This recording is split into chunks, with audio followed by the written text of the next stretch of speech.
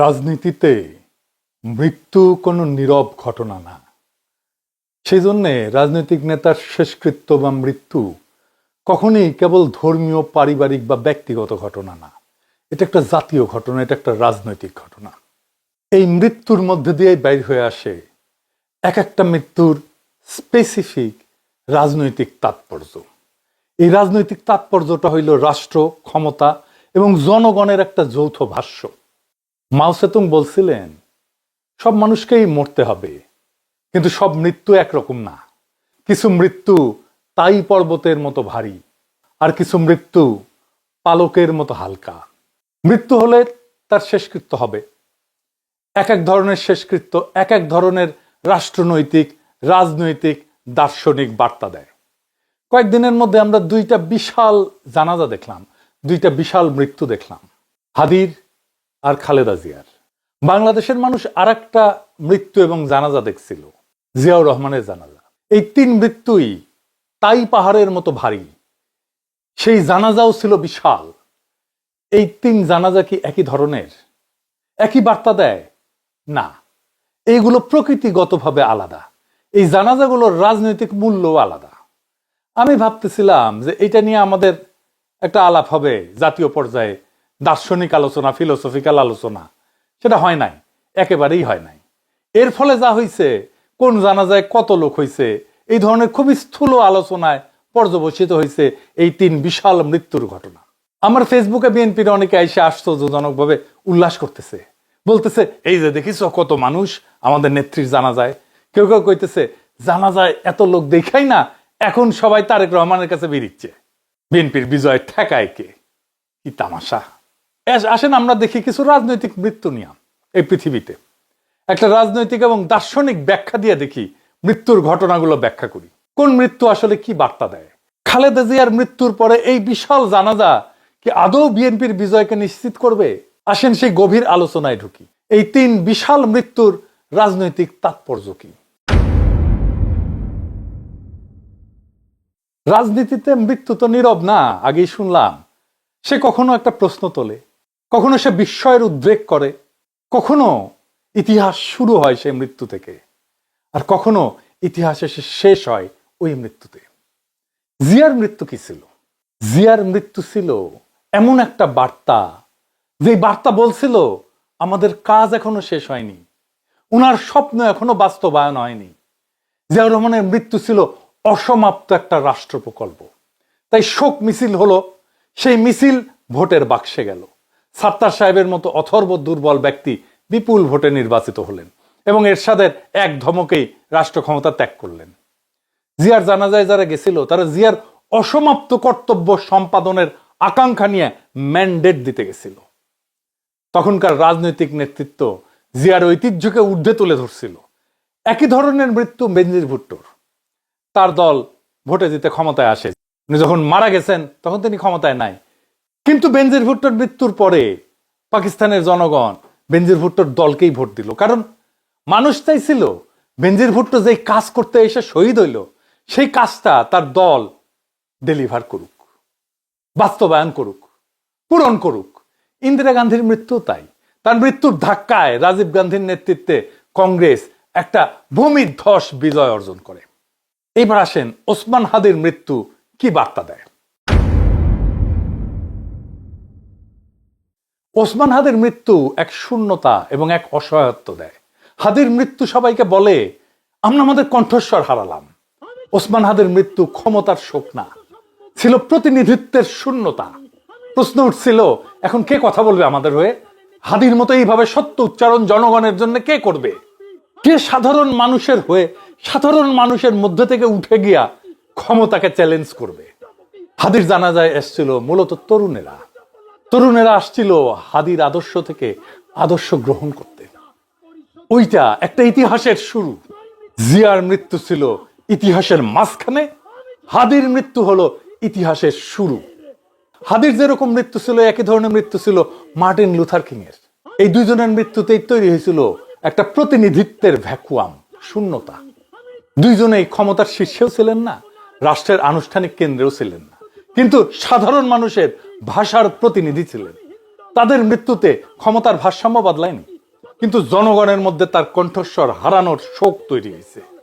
মানুষ প্রশ্ন করছে অসহায়ের মতো, উনি না থাকলে এই কথাগুলো কে বলবে? আজকে বলে না, হাদির মৃত্যুতে কে আমাদের মতো হয়ে এইভাবে কথা বলবে, কে আমাদের জন্য এইভাবে কথা বলবে?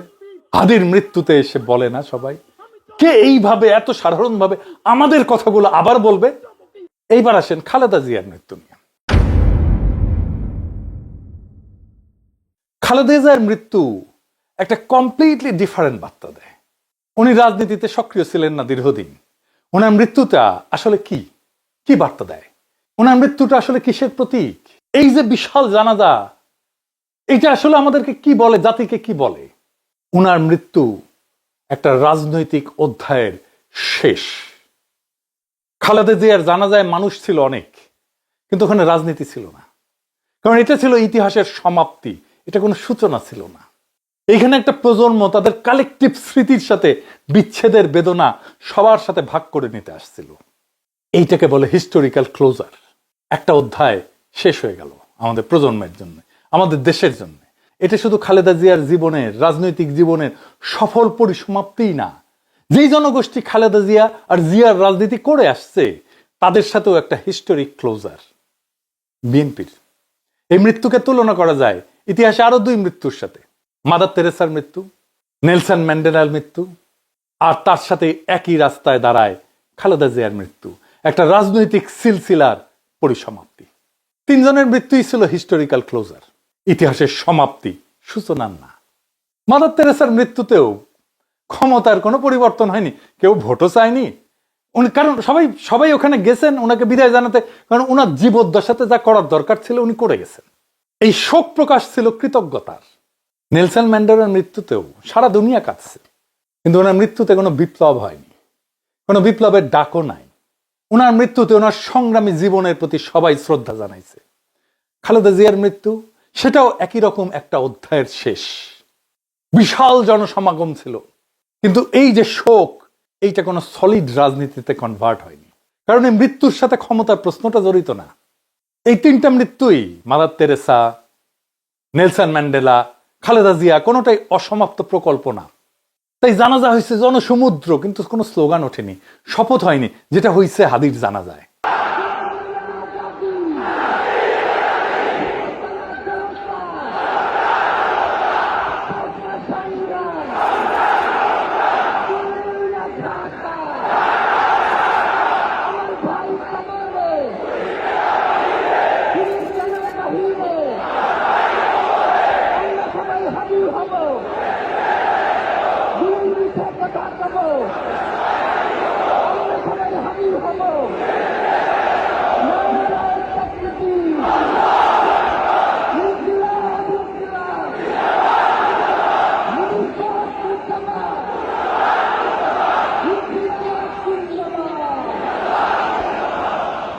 পার্থক্যটা শুধু এখানে, একইভাবে মাদার তেরেসার মৃত্যুতে একটা নৈতিক যুগের ক্লোজার হয়েছে, ম্যান্ডেলার মৃত্যুতে এক ঐতিহাসিক সংগ্রামের ক্লোজার হয়েছে, হিস্টোরিক ক্লোজার, আর খালেদা জিয়ার মৃত্যুতে হিস্টোরিক ক্লোজার হয়েছে একটা রাজনৈতিক অধ্যায়ের। এমনকি তারেক রহমানের বক্তব্য বা নজরুল ইসলাম খানের বক্তব্য ছিল ওনার রাজনৈতিক জীবনের স্মরণ। আমি মরহুমা বেগম খালেদা জিয়ার বড় সন্তান তারেক রহমান। আমি আজকে এখানে উপস্থিত সকল ভাইয়েরা এবং বোনেরা যারা উপস্থিত আছেন, মরহুমা বেগম খালেদা জিয়া জীবিত থাকাকালীন অবস্থায় যদি আপনাদের কারো কাছ থেকে কোনো ঋণ নিয়ে থাকেন, দয়া করে আমার সাথে যোগাযোগ করবেন, আমি সেটি পরিশোধের ব্যবস্থা করব ইনশাআল্লাহ। একই সাথে উনি জীবিত থাকাকালীন অবস্থায় ওনার কোনো ব্যবহারে, ওনার কোনো কথায় যদি কেউ আঘাত পেয়ে থাকেন, তাহলে মরহুমার পক্ষ থেকে আমি আপনাদের কাছে ক্ষমা প্রার্থী। দোয়া করবেন আল্লাহ তাআলা যাতে ওনাকে বেহেশত দান করেন। আসসালামু আলাইকুম। খালেদা জিয়ার জানাজায় এসেছিলেন মূলত শোকার্ত 40 মানুষেরা। তারা সবাই খালেদা জিয়াকে একজন ভিকটিম হিসেবে দেখছে, হাসিনার জামানার, হাসিনার ফ্যাসিবাদের সবচেয়ে মজলুমের মুখ হিসেবে দেখছেন খালেদা জিয়াকে। সেই খালেদা জিয়াকে বিদায় জানাতে সব কান্না থেকে ক্ষমতা উৎসরিত হয় না। কিছু মৃত্যু ইতিহাসের ক্লোজার হয়, ভবিষ্যৎ খুলে দেয় না। এগুলোই সেই মৃত্যু যেগুলো পাহাড়ের মতো ভারী কিন্তু নীরব। আমি আবেগকে অস্বীকার করতেছি না, প্রচুর আবেগ ছিল, আমাদের ভালোবাসা ছিল, শোক ছিল, কান্না ছিল, শ্রদ্ধা ছিল, কিন্তু এই আবেগটা রাজনৈতিক না, এই আবেগটা ঐতিহাসিক, হিস্টোরিক। আবার ধরেন কখনো কোনো মৃত্যু ভয় দেখায়, মেসেজ একটাই, এই পরিণতি মনে রেখো, এই মৃত্যু মানুষকে রাস্তায় নামায় না, নীরব করে দেয়। শেখ মুজিবের মৃত্যু ছিল সেই রকম ভয় দেখানো মৃত্যু, ক্রসফায়ারে হতভাগ্যদের মৃত্যু ওই রকম ভয় দেখানো মৃত্যুই ছিল। আজকের আলোচনার সবচেয়ে কঠিন কথাটা এখন বলতেই হয়, এই যে ভিড়, এই যে জনসমুদ্র, এরা ভোটের লাইনে দাঁড়ানো মানুষ না।